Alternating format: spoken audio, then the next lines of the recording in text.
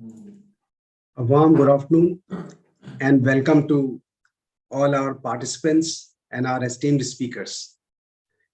Friends, today we have very esteemed speakers with us. The object of this webinar is to give an insight about the IFSCA and the GIFT City. India has taken a leap to provide global investment environment in India itself. So where we see a lot of funds, a lot of investors who are preferring other jurisdictions, they may say India, GIFT City, IFSC as a place for global investment hub. So for my esteemed speaker, I would like to inform that today we had a huge participation request in this particular webinar. And the participants are from different genres. They are from private equity funds. They are from law firms, India, abroad. They are chartered accountants and different stakeholders in financial ecosystem who are somehow related to the AIFs, the funds, and the financial system. So I think this webinar is going to be a very knowledgeful session and awareness among all of us. And we are looking towards our esteemed speakers for a lot of insight and insight about. So friends, I'll just give a small introduction about IFSC and our speakers, and then we'll move on to this webinar. So International Financial Service Centers Authority was established in April 27, 2020 under IFSC Act 2019 at GIFT City. So IFSC has been established as a unified regulator with a vision to develop a strong global connect to promote ease of doing business and provide world-class regulatory environment, as well as to serve as an international financial platform. From IFSCA, today we have with us Mr. Mihir Upadhyay. He is DGM, Division of Investment Funds Alternatives Department at IFSCA. Welcome, sir. And we are thankful that you have, from your busy schedule, taken out certain time to enrich us with the information and audiences over here. Mr. Mihir is having more than 18 years of experience in investments, regulatory organization, and consulting firms. Before joining IFSCA, he was Chief Investment Officer at NB Ventures, a VC firm based in UAE. Prior to that, Mr. Mihir Upadhyay has worked with Pension Fund, Regulatory and Development Authority of India, PFRDA, Brand Capital, ISCRA Management Consulting Services, and JP Morgan. With such an extensive experience, and I'm sure that you are definitely adding a lot of knowledge and experience in IFSCA. And with this, I invite you to please enlighten our audience. Mr. Mihir, please. Thank you, Samir, for the warm introduction. And also, I'll thank India Jury for conducting this seminar. We are a very young regulator, so we require all the help you require from all you guys to, market this jurisdiction, tell people the benefit of this particular zone. I have Mr. Sandeep also from GIFT City. He's going to speak more about the finance center. So I will stick to the regulatory side of it, what we do the best. And he would give us more information as to how the zone is developing, what was the thought process, why the entire center was set up. So that I'll leave a heavy lifting on Sandeep to do that particular job. But thank you very much for inviting us. And I guess this is just a start. To begin with, when we thought of idea of having this particular webinar, we were looking at the old regulations which we borrowed from Sebi, and that was what we were utilizing it over here. 2 days back, IFSCA came out with our own set of fund regulation, and I guess the entire now the presentation which I'm going to do is going to highlight or give a flavor of what we try to do over here. So if just not taking much of a time, I'll just upload the presentation and we can just go along with that.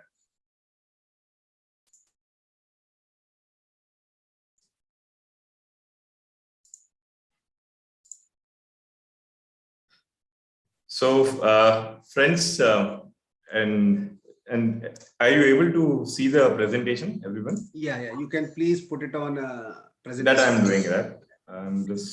We can see it. Yeah. Okay.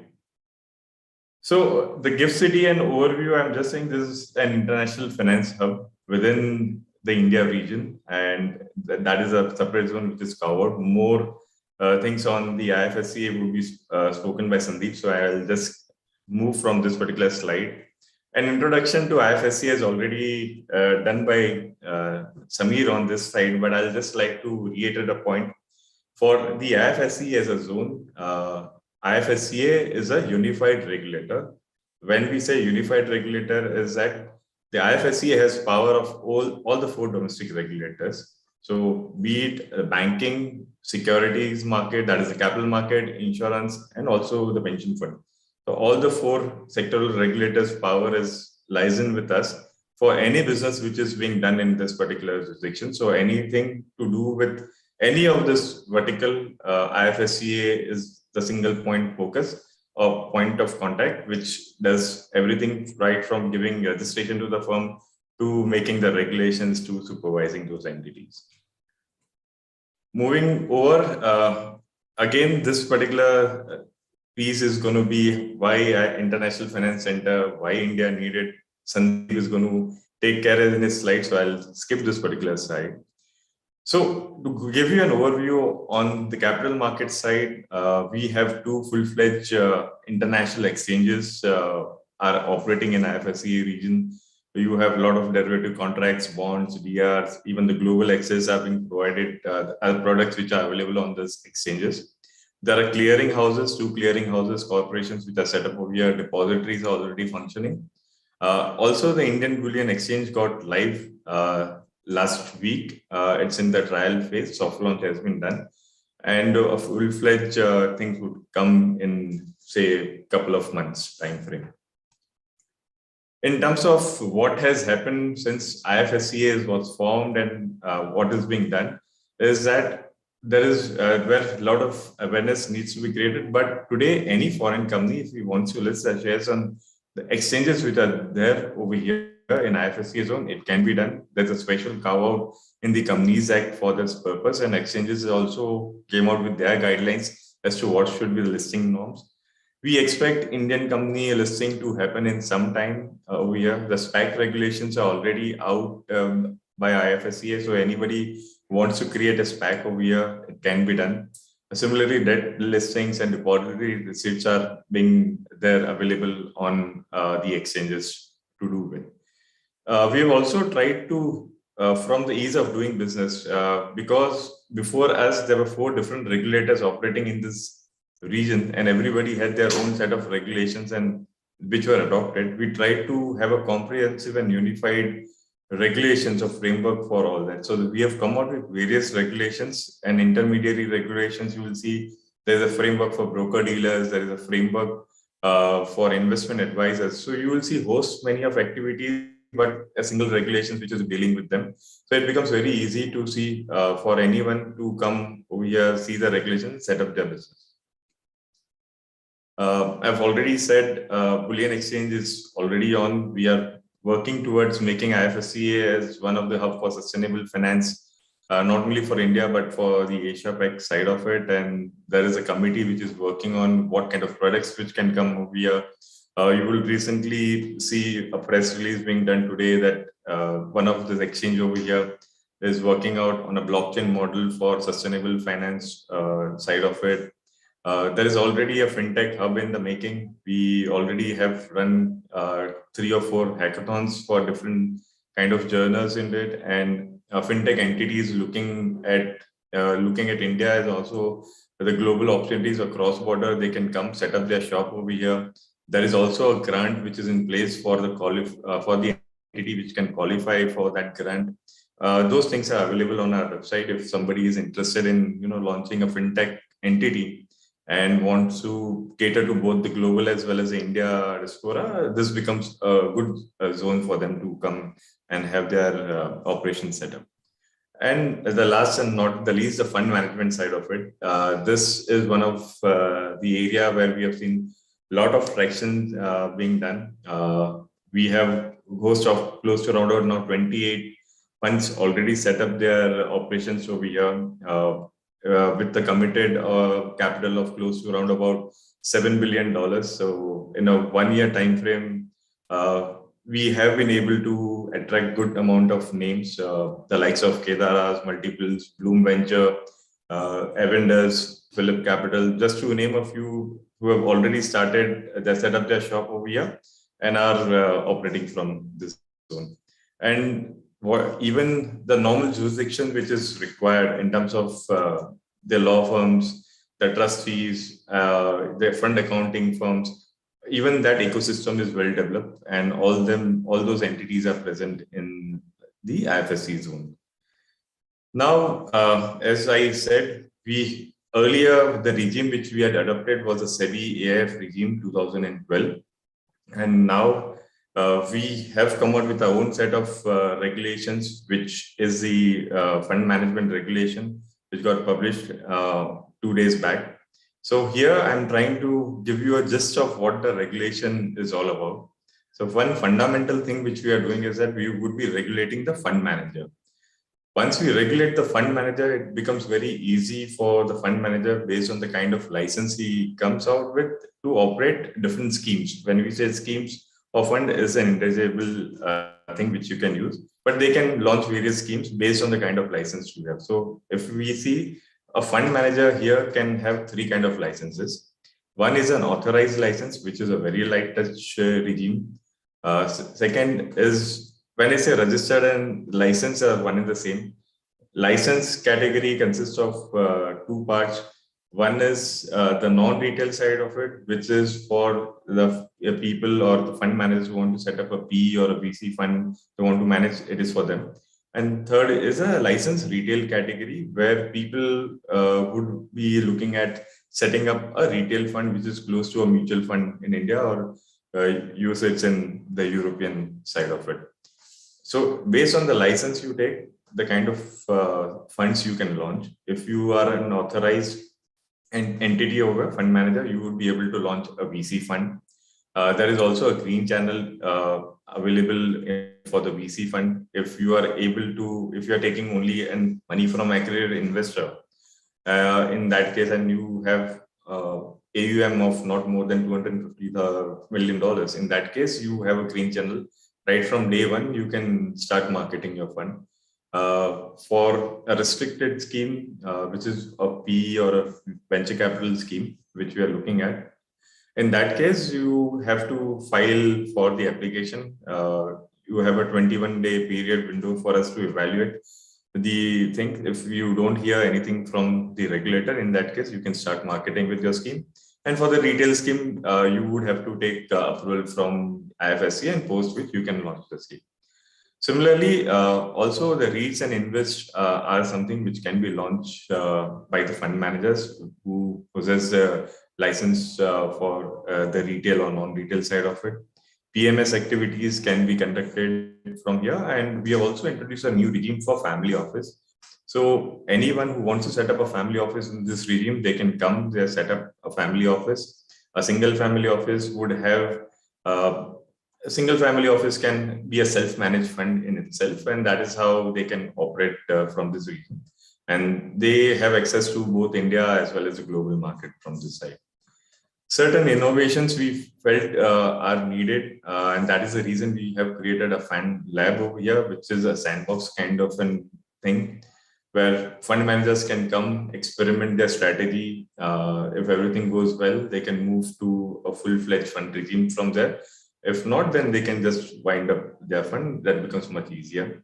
We have come out with an SPV structure, which is a step-down entity under the fund itself, which can be used for making co-investments or taking leverage at the fund level. There's another concept which we brought out in the retail side of it, which is a public participation in the private market. So a close-ended fund for retail investors who wants to take exposure to, let's say, a pre-IPO kind of a deal. So that particular fund can invest up to 50% of their corpus in such kind of an entity. So even a retail investor can participate in those startups ideas which are happening today, which are almost close to coming out for an IPO in 2 or 3 year time frame. As I said, we want to create this as a sustainable finance hub. So we have this ESG guidelines which are there part of the regulations. We expect a lot of ETFs to come in because that becomes the largest asset side when we look something which is outside India. We hope this can be an hub for ETF and attracting foreign capital over here. And there are a few other concepts like accredited investors, distribution, and partnership, which is also part of the regulations we have.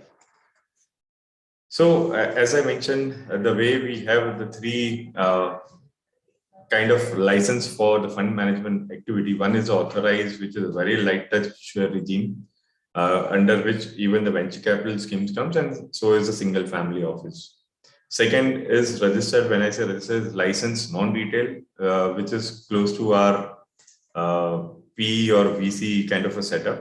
And also in the same schemes, you would have PMS, portfolio management service license also is part of that. And third category is where we deal with the retail funds. This is where the high oversight is there from our side. Vetting of the schemes and everything happens. We see a retail scheme coming from here. An ETF can be done by them, and REITs and InvITs can be done from them.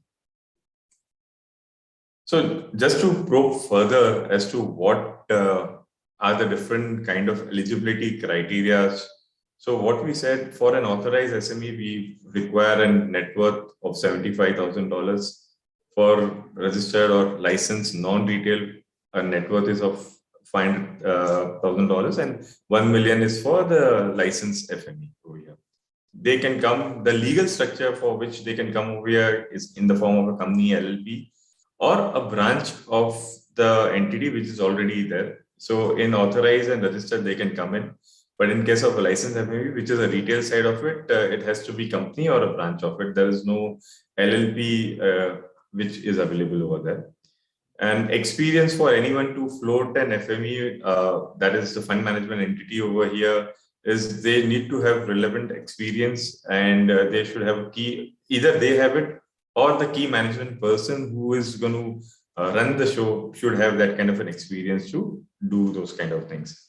And we are permitting the branch mode today to begin with, and we'll slowly see how things move forward. We have also proposed a substance requirement because now we have close to around about 28 funds I've mentioned in the earlier slide, and a lot of representation we got from the fund industry itself that we need to define a substance side of it.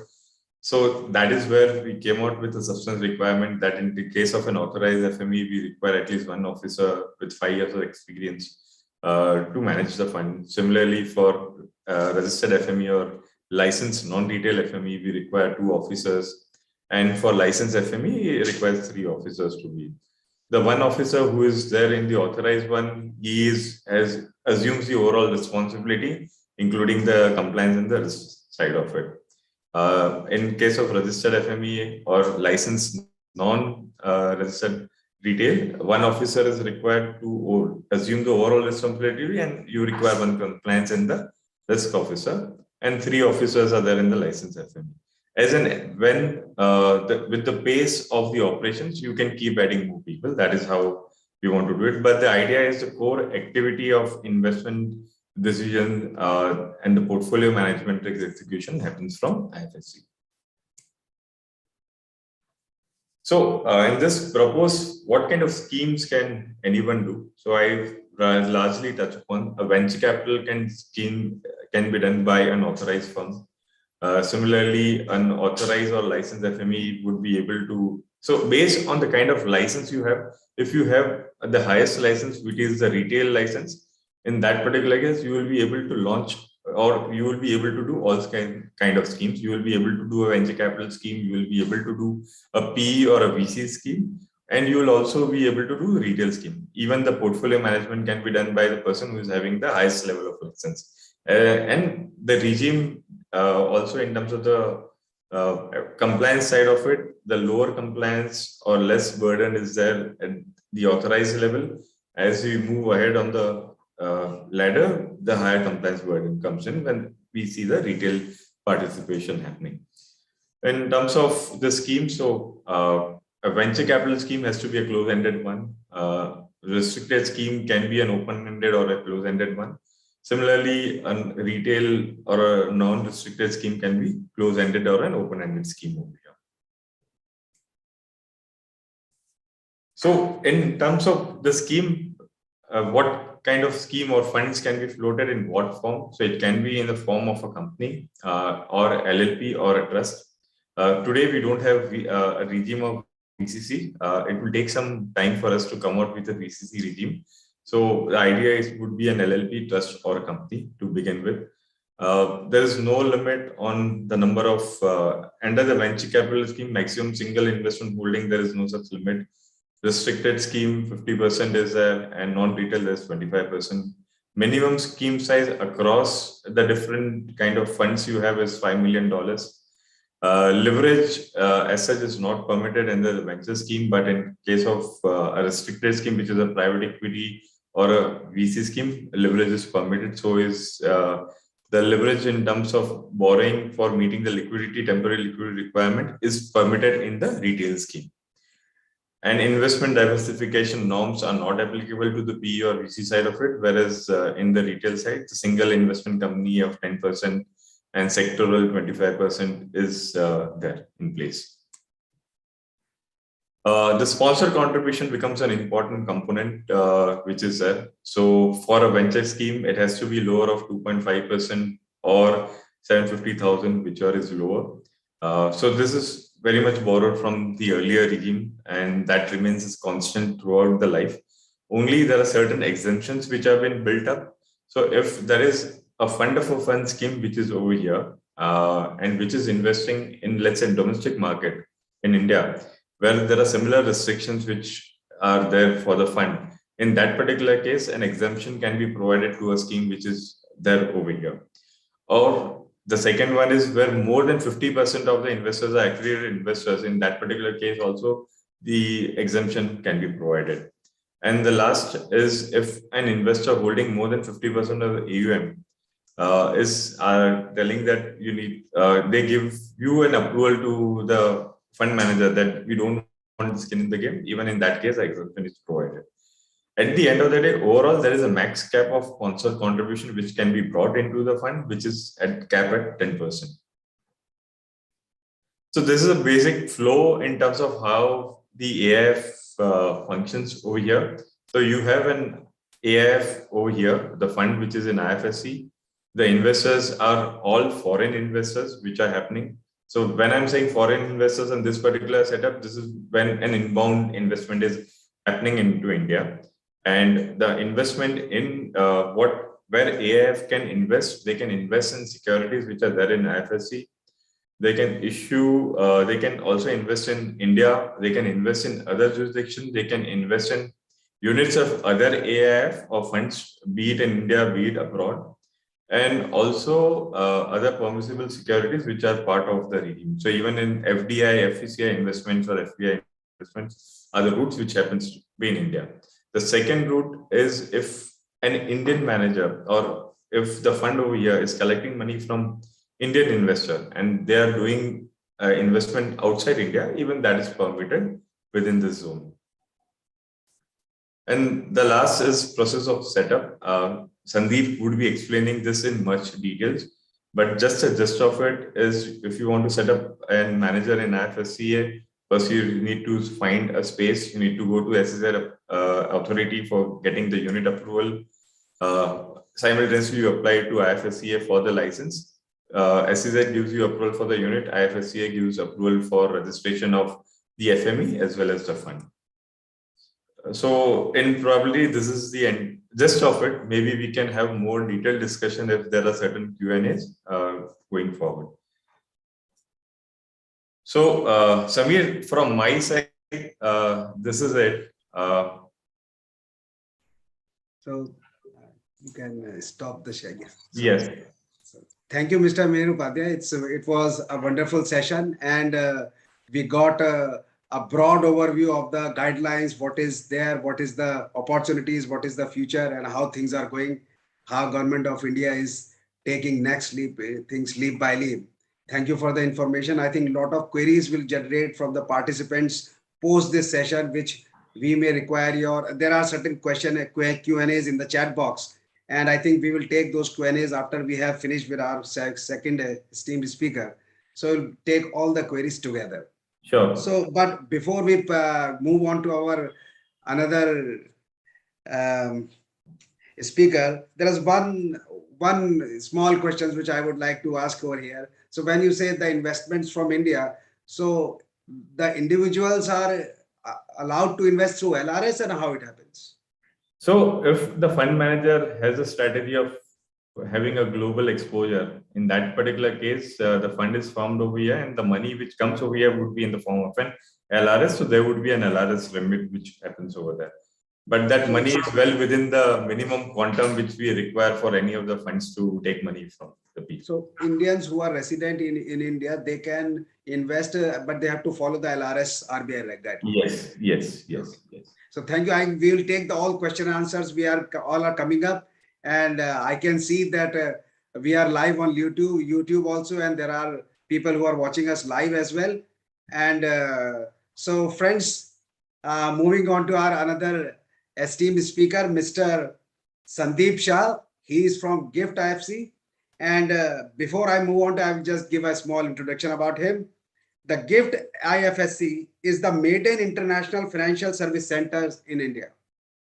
The Government of India GOI had launched India's first notified IFSC in Gujarat at GIFT City in April 2015. With the launch of the IFSC at GIFT City, the Government of India had taken the first step to bring financial service transactions which are relatable to India back to India.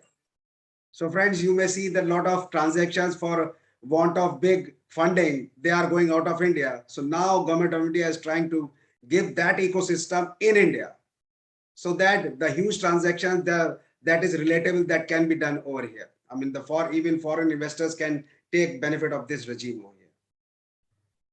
GIFT City is the only jurisdiction in India right now which is aimed at catering international financial services from India, with significant advantages for the participants, and is developing an international financial service hub in Gandhinagar, Gujarat. So friends, we have Mr. Sandeep Shah from IFSC department. Mr. Sandeep Shah is the head of IFSC department at GIFT City, having over 11 years of professional experience in project development, policy matters, international financial service regulations, and security market. He has been involved from the beginning of IFSC at GIFT City. He has been leading various initiatives with IFSCA, Ministry of Finance, RBI, Sebi, and IRDAI to develop and promote IFSC globally. He is also instrumental in preparing key regulatory proposals for IFSC institutions. Mr. Shah has worked closely with the IFSCA for developing new lines of business such as aircraft leasing, international bullion exchange, offshore fund management, etc. So friends, with these, again, I would say our esteemed speaker, Mr. Shah, has a huge experience like Mr. Meher Upadhyay. And I'm sure that all the system which Government of India is putting in place would definitely see a different height. So with this, I welcome Mr. Sandeep Shah to enlighten our audience. Mr. Shah, please. Thank you, Samiji. And let me tell you, the timing of your webinar is quite interesting. People were waiting for the new regulations, and the day the webinar is organized, and 2 days back the regulations were out. So I think it's the timing cannot be better than this. I would like to congratulate Mirji as well. They have worked very hard to come out with these regulations. It was out for public comments as well, and we have seen huge interest from the fund community, both from India and overseas, and the kind of innovation that the new regulations have brought in will actually change the way fund business generally happens in India and globally. While Mirji gave a kind of a very good overview in terms of the fund regulations which have just been announced, I'll take this opportunity to present the jurisdictions where the funds are going to be located, and we'll also discuss in terms of the available ecosystem and how a fund can be set up in a new jurisdiction. Let me share my presentation. Hope you can see my screen. Yes, please. We can see. Yes. Oh, thank you. So as rightly mentioned, Samirji, in the beginning, in the introduction, the idea is to develop the International Financial Services Center to bring the business, India-related business back to India, and that's how the government of Gujarat started working on this project, which is a greenfield smart city project. Just to give you overview, the GIFT city is basically divided into two parts. The one zone of the city is the domestic tariff area, which is as good as any other location in the country. So many IT companies, the financial services, back office operating companies, they are operating from the domestic zone of the GIFT city. And the other part is special economic zone, which is notified as International Financial Services Center. So all the activities which we are discussing, including the fund business, these are part of the international zone of the GIFT city. The GIFT city is located closer to the Ahmedabad International and Domestic Airport, and it is much closer to the state capital, which is Gandhinagar. It's a greenfield project, and that's how we could actually experiment in some of the infrastructure facilities that we have created in the city today. And it's an integrated city development. So apart from commercial, it also includes residential and social facilities.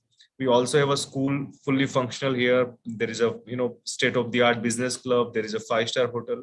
Idea is to provide walk-to-work concept, so people working here can stay here. That's the objective, and that's how many of these developments are coming up in the GIFT city.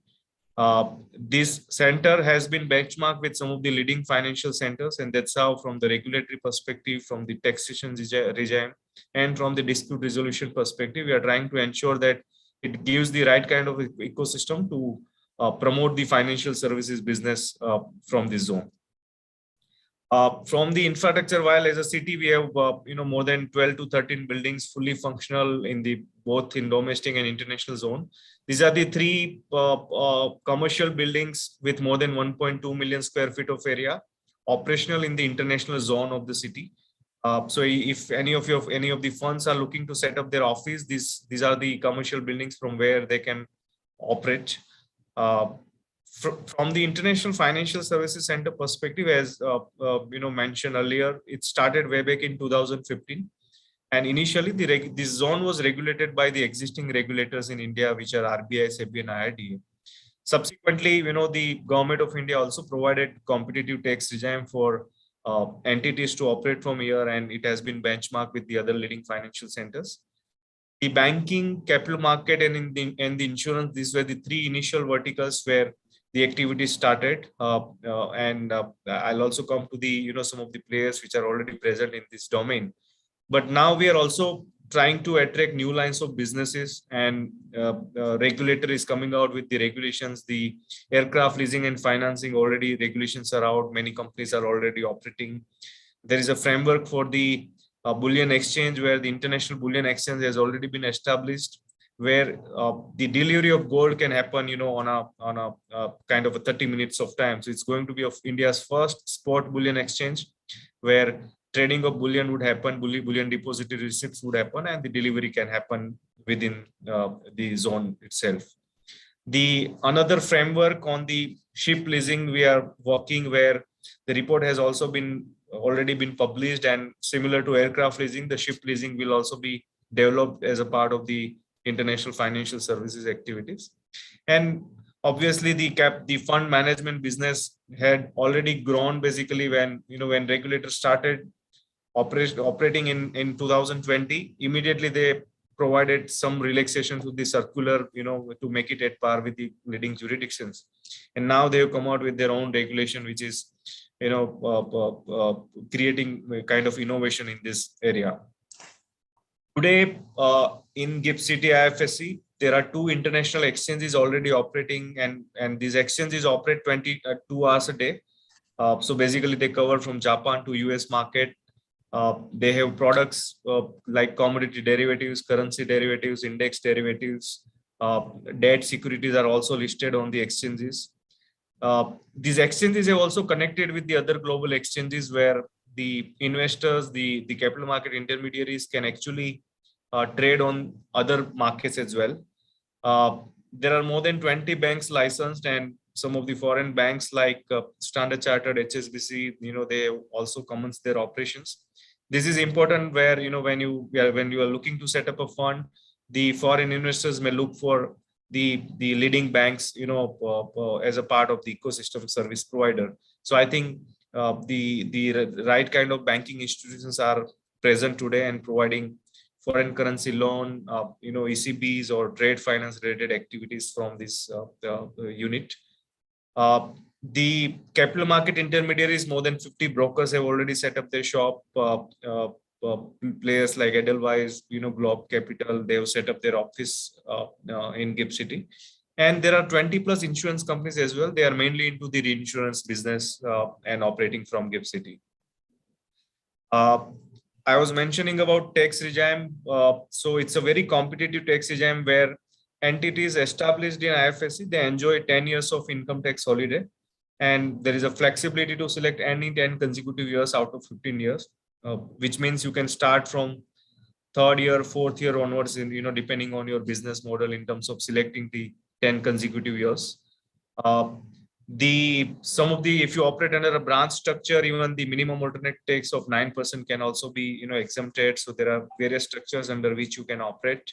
For the trading on the stock exchanges on IFSC platform, the charges like security transaction tax or the commodity transaction tax, they do not apply in IFSC. Even the stamp duty and GST have been exempted if you trade on the exchanges established in GIFT City.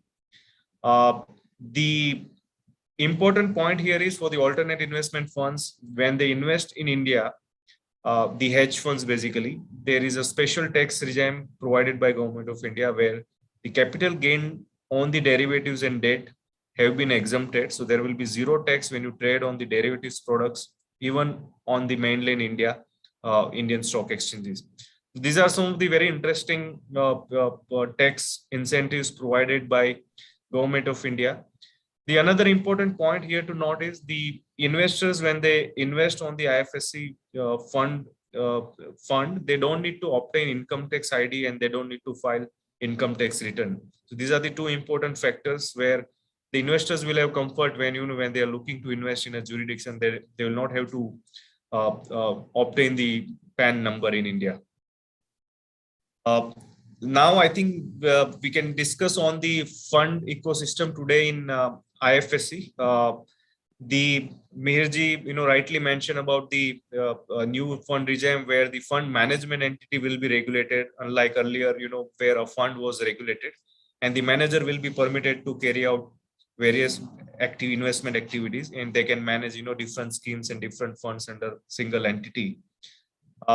And the fund can invest in all the three jurisdictions, so including mainland India, the GIFT City exchanges, and they can also trade and invest in any other global markets as well. We understand that when a fund is established, it requires the right kind of ecosystem and the service providers, and from fund management to the fund accounting players, they are all present here today in GIFT City, and the funds can actually avail services from the players present in GIFT City. The banks are already, as I mentioned, present. So from custodian to trustee service provider to administrators, they are all present within the GIFT City premises, and it would be very easy for a fund to now, set up their management entity under the new regulations. In terms of the process for setting up a fund, this is a broad level steps where first you will have to identify the office space and obtain the provisional letter of allotment. Once you obtain the provisional letter of allotment from the developer, you may establish your entity basically, so fund is generally established under the trust structure. So you will register a trust at GIFT City, and if your manager entity can operate as a branch structure if you are already registered fund manager in India, or you can also operate under a company structure or LLP structure, so that the registered office can be at GIFT City, when you establish that new entity. once you establish the entity, you can make an application to the SEZ authority and IFSC authority, and both these application process can happen parallelly. You don't need to wait for each other's approval. Once you once you apply and once you obtain the SEZ approval, then some of the other formalities in terms of obtaining GST registration number and opening of bank account within IFSC. There will be two kinds of bank accounts. One will be foreign currency account, where you will do your core business activities. Your administrative expenses within GIFT City would be in rupee terms. So you need to open special non-resident rupee account, which is known as SNRR account. That account will be used for administrative expenses within GIFT City. However, your all business related activities would happen through the foreign currency account, which you will open in the IFSC with the IFSC banking units. And post obtaining the approval from the SEZ and IFSC authority, you can commence the operations in IFSC. Overall, when you look at the new regime in IFSC, we have a competitive tax regime. The regulations are now at par or better than some of the other leading centers. The major advantage here is also the cost of operations. When you set up a fund in overseas jurisdiction compared to GIFT City, the cost is 1/4 of what you generally incur in some of the other centers. So I think that will play a very important role. And you are closer to the market. So if you're looking to invest in India, you be in India and you can operate within the carved out location. So that is another important factor that one can look at. And the last, from the infrastructure perspective, as I mentioned, it's an integrated city. So the right kind of social infrastructure is also available. Well, in terms of the high-end residential, restaurants, the school, the school is from Mumbai, Jamna Banarsi school is fully functional. So I think this will help people to, establish their business in GIFT City. So with this, I'll end my presentation and look forward to, answering the queries, if any. Thank you. Thank you, Mr. Sandeep. And I think it was a wonderful overview about the GIFT IFSC, and we indeed had a lot of information which will give food for thought for another queries for us when we are setting up funds and we are trying to do various things. So at least the audience, the participants have got an first insight into these practical aspects of it. So but here I would like to, for the enlightenment of my participants, we can,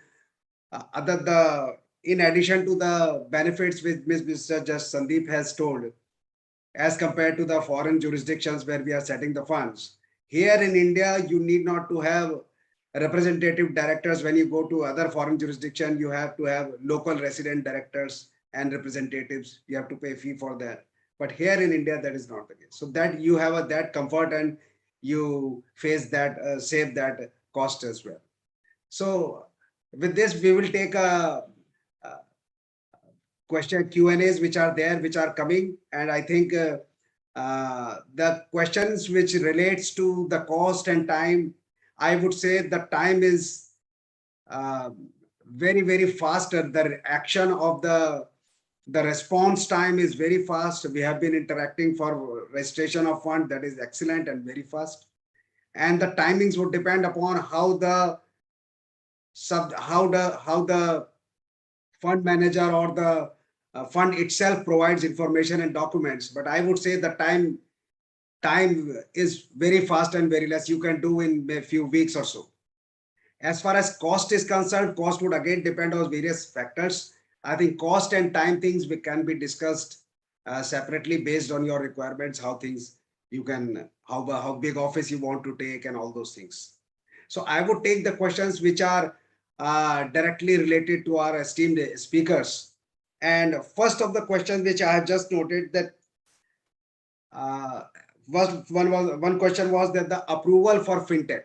If somebody wants to set up a fintech in IFSC GIFT City, then how much time is taken and is there any special approval for it required?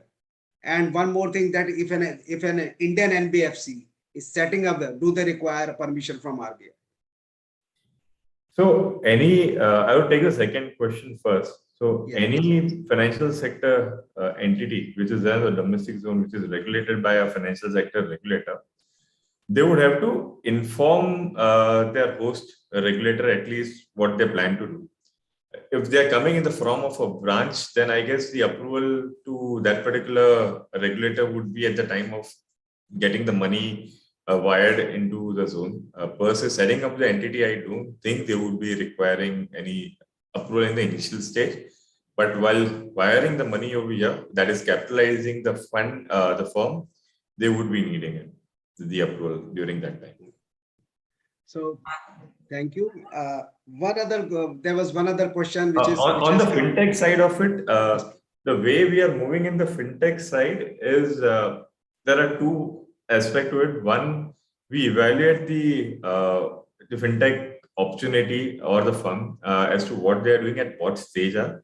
Based on that, whether they would be first going into the regulatory sandbox, and then from there it gets migrated to the overall regime, the full-fledged regime, or if they are already an established firm and all, then they can straight away migrate. So more details are available on our website on the fintech page, and also the contact detail of the team is available over there, so they can have a look over there. But at the end of the day, the process for be it fund or any other entity, even NBFC or for that matter, even the fintech firm coming over here, which Mr. Sandeep has elaborated, approval from SEZ as well as from Ifsc would be required. So process remains the same at the end of the day. Thank you. I think there's one more question which is coming, that are Sebi AIF regulations applicable to gift IFSC? So till the time our regulations were not out, we had adopted Sebi and they were applicable. So now our new regulations have already been notified. Though there is a time frame of 30 days, but those 30 days is for the funds which have already filed with us, and that is where it would get grandfathered. But for any other now entities we are planning to do it, first our regulations are the only one which is applicable, because in this jurisdiction, that is in IFSC, only now IFSC is a regulator, so no other regulations apart from us would be applicable.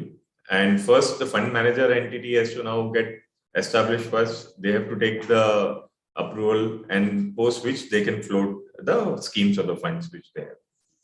So here I would like to suppose the fund registration which are already in process, who have started in the, as per the, like we have done for one which is already in process. So how does it? So it goes apply the new regulation one which have just come in, or it goes with the old one? So we still have 30 days time frame when actually this particular regime gets started. So whatever application is today there with us are getting processed in the old regime, which would get grandfathered in the new regime. Okay. But any new application today somebody wants to file, then in that case I'll request first you go by the new regulation, file for the FME first, and then you move ahead with the fund side of it, or you file both together. So most of the participants are asking for the presentation. So with the consent, our speakers will supply those presentations. If so, I'll do one thing. I'll have to slightly modify certain nomenclature in the presentation. Maybe that I'll share it with you. You can further forward it to yes. So as soon we receive some more updated version from the esteemed speakers, we'll definitely circulate to our participants so that they are more benefit out of it. Sure. So there is a question, what is the qualification criteria of fund manager? I think you have mentioned there, but you can just. So we have already, it's very much hard-coded in the regulation itself, but what we see is that the minimum, either at the fund level or at the employee level, the key management person, you should have 5 years of experience in terms of managing third-party money. Along with that, you should have a professional qualification or certification, and that is what the idea is. So it is very much there in the regulation that they can also look it over there. Yes. So there's one more question. So I think we have questions, but we will there are a lot of questions, but we'll take certain questions offline with our participants, but we'll continue with few more, and then because we know that our speakers have many other assignments to complete. So there is a question that from the perspective of a sponsor requirement, what is the difference Sebi AIF regulation versus this new regime? So from the point of view, and somebody wants the sponsor requirement from their point of view. Yeah, it's the same. We have not changed the minimum criteria which is defined today, which is $750,000 or 2.5% for a venture capital or a PE, as well as for hedge funds, it is 5% or 1.5 million. Only thing what we have introduced is a cap, so that at least that is 10% cap is placed over there. That is how it is. Otherwise, largely remains the same. Only thing is that you have certain carve-outs or exemptions which are there to sponsor contribution. So if there is only a feeder fund which is been set up over here in the IFSC zone, in that particular case, since the downstream or the main fund, which is a SEBI registered fund, or even if let's say in any other jurisdiction, if there is a sponsor contribution requirement, then this particular fund can be exempted from getting the sponsor contribution. Similarly, if the fund only had an aggregate investor being part of the fund, in that case also the fund can apply for exemption.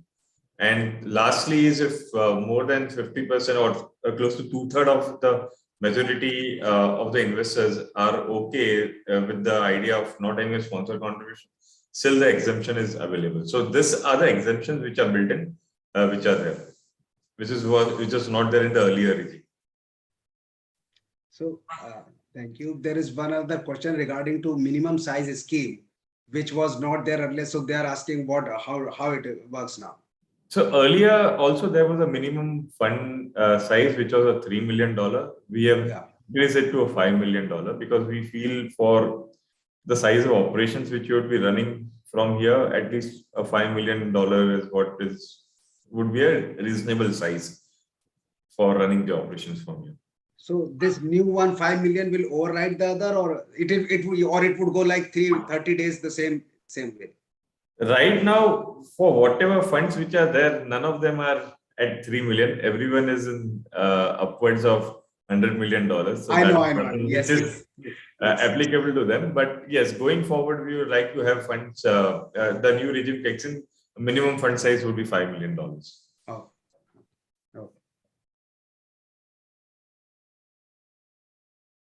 So 100% of tax exempt to LLP or fund in GIFT City. So tax exemption is in GIFT City, as you have already mentioned, there is an income tax exemption for a period of 10 years. So I think the question get answered, which you have already answered there. Or maybe if Sandeep ji has want to elaborate, he can on this piece. Yeah. So basically there are two types of taxes here we are talking. One is for the fund manager entity, which is actually doing business, and they will be earning management fees. So on that income, they will enjoy the 10 years of income tax holiday. The other tax would be more from the investor's perspective. Now, looking at earlier categories of category 1, 2, where the private equity investment or the venture capital funds, for them, under the current tax regime, the taxation is passed through, which means the investors will pay as per their jurisdictions. And for the hedge funds, basically, which is for the earlier regime, which is similar to Cat 3 funds, they will enjoy the special tax regime. So while the taxation is at the fund level, but the special tax treatment is provided for the hedge funds when they invest in mainland India. So one of our participants are asking that they are a fintech startup, and is there any mentoring support also provided in GIFT City? Yes, there would be as part of the package. So that is the reason I'm asking, let them get in touch with our fintech team, and more questions, they would be the right person to answer. The coordinates and everything are available on our website. The team over here is pretty proactive. They'll be more than happy to answer out whatever questions they have and help in any manner which is required.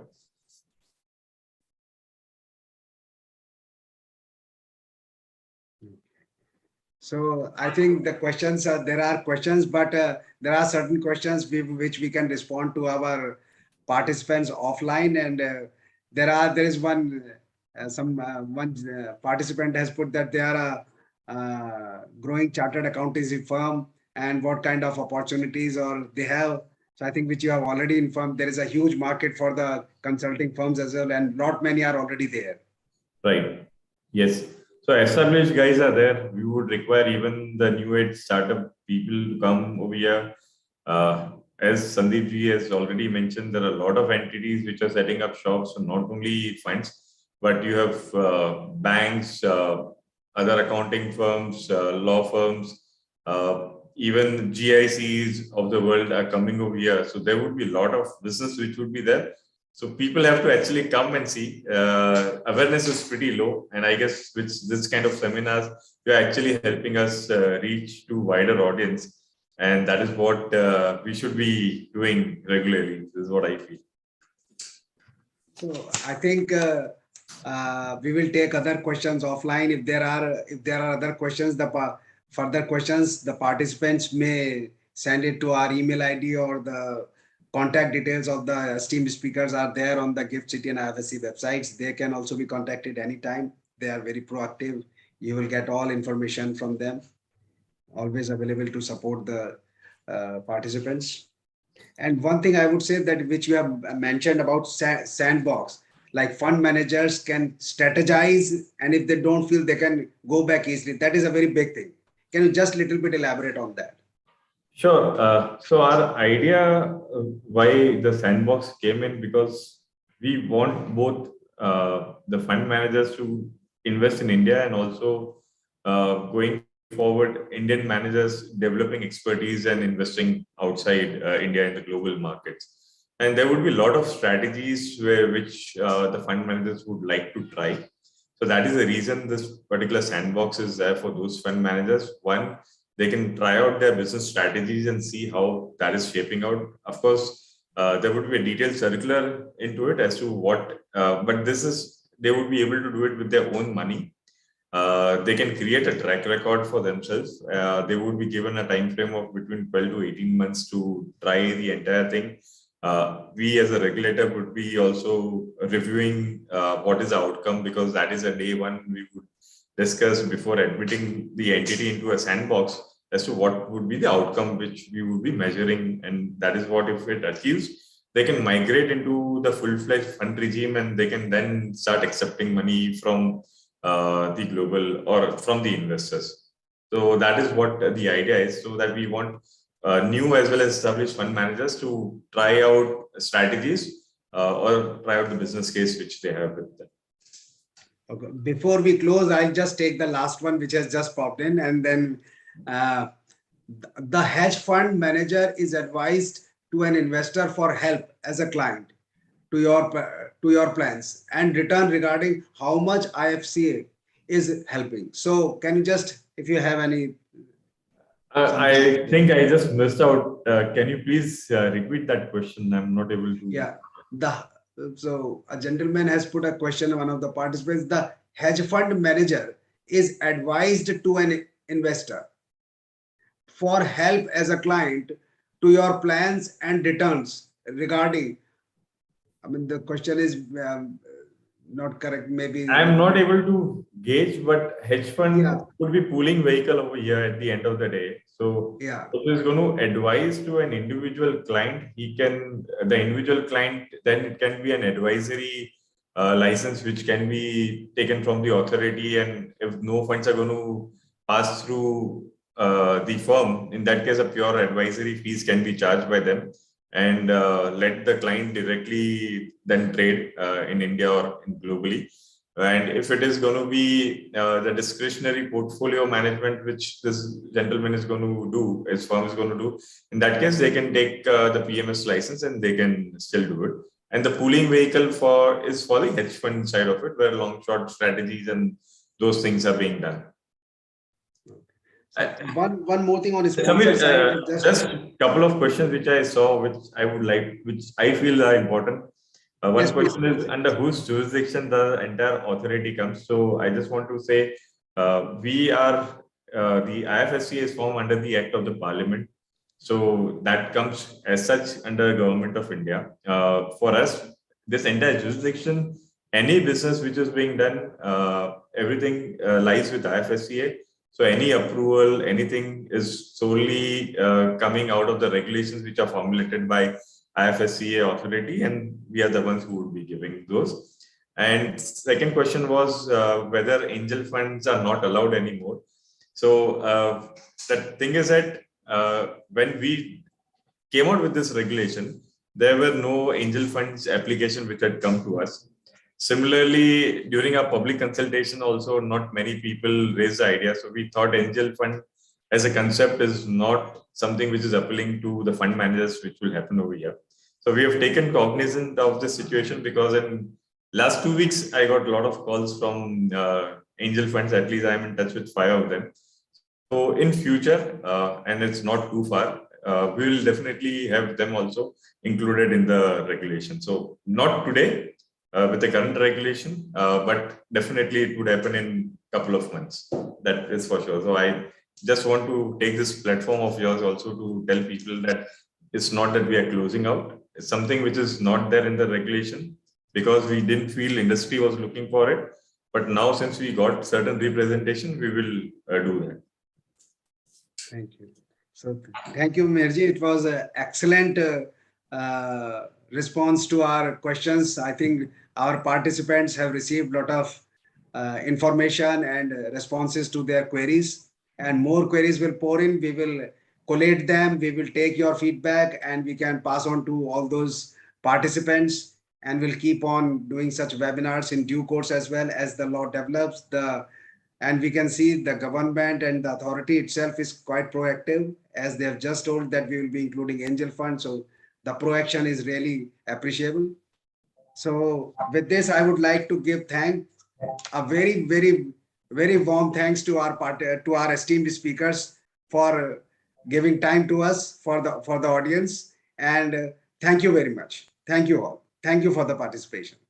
Thank you very much. Thank you. Okay, thank you very much. Thank you. Thank you. Thanks. Thank you.